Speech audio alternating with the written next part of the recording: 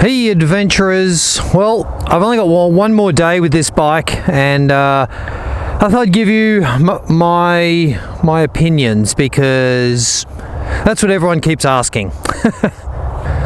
So I think that if you're coming from a bigger adventure bike to something like this, you're going to lose some horsepower, some grunt, and everything else gets easier, and there's newer, more modern electronics on it. Certainly go and compare it with the new BMW F850, the latest Tiger 800.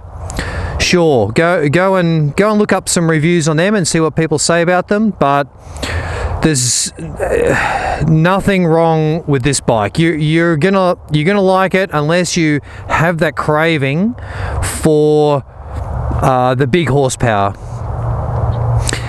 If you're coming from a dirt bike up to an adventure bike, then realize that they're different things, okay? A dirt bike is typically the bare minimum, no electronics, ultra lightweight, big suspension travel. They can get places, and they're not really designed for those cross-country trips. So it's a different bike. This bike is heavier. It will have more power. It's got way more electronics. So if that's the direction you feel your life is going, great setup. Definitely easier to ride than the 1190 or 1290. Easier to ride than the GS 1200. It's a much more middle ground between those big bikes and your small bike. If you're coming from a road bike and you're wanting to do a bit more off-road and an adventure bike type stuff, bit more, gravel highways, some ruddy tracks, whatever, then I think this is the only option for you at the moment. It's the lightest in its class at this point. You don't want to go to those big adventure bikes. They're hard work unless you're going to really focus on the touring and you want a bit more off-road ability. Then those big adventure bikes are going to be fine. If you want to get into some snotty, gnarly stuff, then this sized bike, this 800cc range, is where you want to be at. And this is the go-to bike as of today, July 2019. 6 months down the track, there may well be some other options, more affordable options, hopefully, other options. So, would I swap it for the 1190?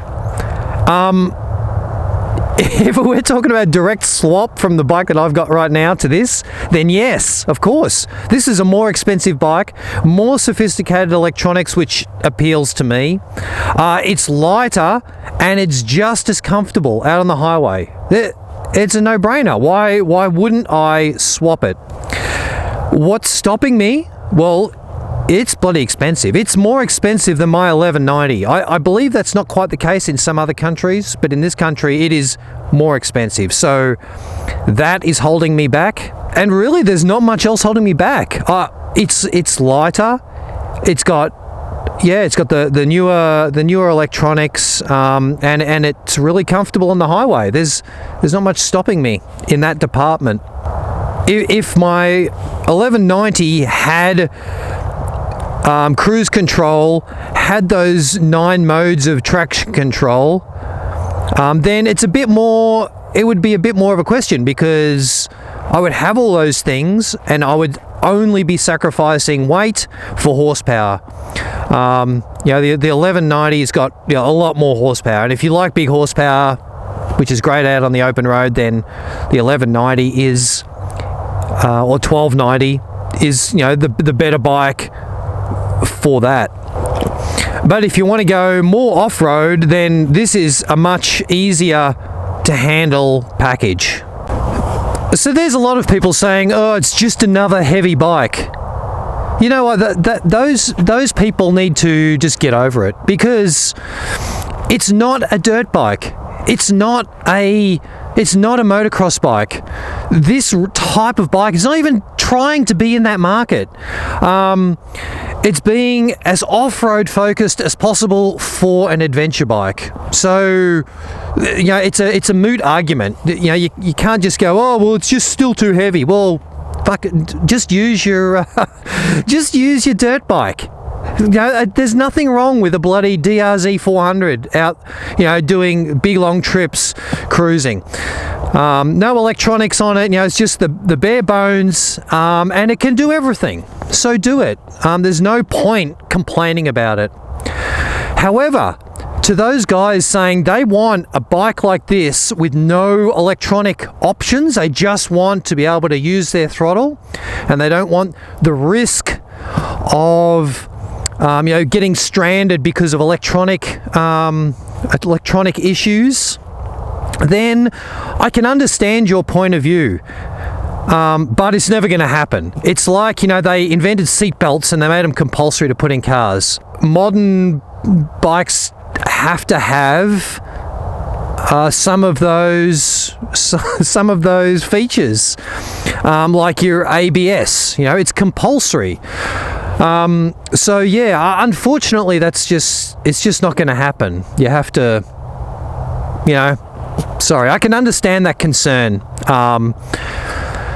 But yelling and screaming blue murder is not going to get you that bike, because it just legally can't happen. They just build in all these safety features, and to be honest, the majority of people are happy with these electronic features. As I've discussed before, they don't stop you in your tracks. You can break a wheel sensor, and the ABS and traction control modes might turn off. The bike keeps running. There's no problem there. So really, you're stuck with going to a DRZ 400 or a DR 650 or I don't know. Maybe you can't even go to the basic V-Strom. That's still got a fair bit of electronics in it. So you're stuck. So a couple of things that people have asked. Key fob. There's no key fob. This bike has a key. Here's the key. Here's the ignition.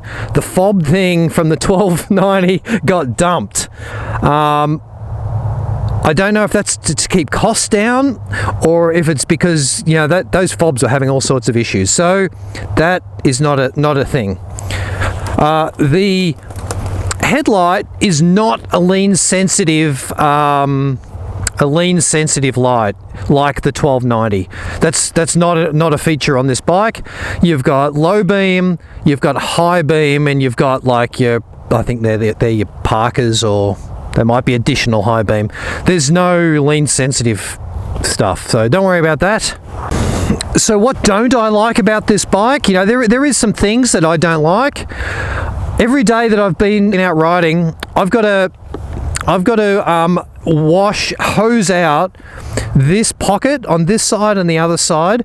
This area gets filled up with mud, and it does not freely fall out of there. It just builds up and up and up until it's sort of spilling out the sides. Maybe some sort of covering can get built there. I think that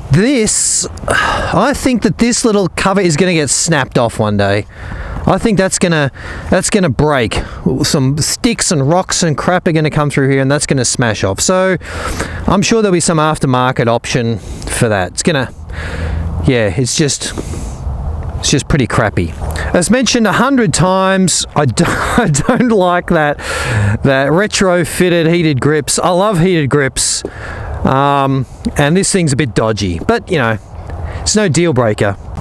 I've come to accept these bulbous tanks. I don't think they're ridiculously big. I think they're pretty reasonable. So I think I can live with that. I don't really like the idea of a cable clutch. Like I said, not just much more difficult to repair. It's impossible to repair in the field unless you're carrying a spare cable. Hydraulic clutches, you can pull them apart and clean them out and fix them. You can make them work. Just my opinion. And finally, the price. I mean, in Australia, it's ridiculously expensive. It might not be ridiculously expensive, but compared to other similar bikes, I think it's pretty expensive. So what do I like about it? I like that motor. It's really nice. It's really nice to ride. I really like the rally mode electronics package. If you were going to buy this bike, you have to have that package in it. It's just fantastic, fun to play with, and I think it would actually be really useful. I really like the suspension. I'm no suspension guru. It's not 300 mil of travel. It's not. You're not going to be, I know there's pictures of this thing sailing through the air. I still think, there's limits. It's a heavy bike. But so far, it's been bloody fantastic. I like it. And then it sounds good and it rides really well. Yeah, there's not much else to say. Would I recommend it as a bike? Certainly, yeah. Yeah, it's good. If this was out today, and I was tossing up between the 1190 and this, I personally, for the riding that I do, would take this. Enough said.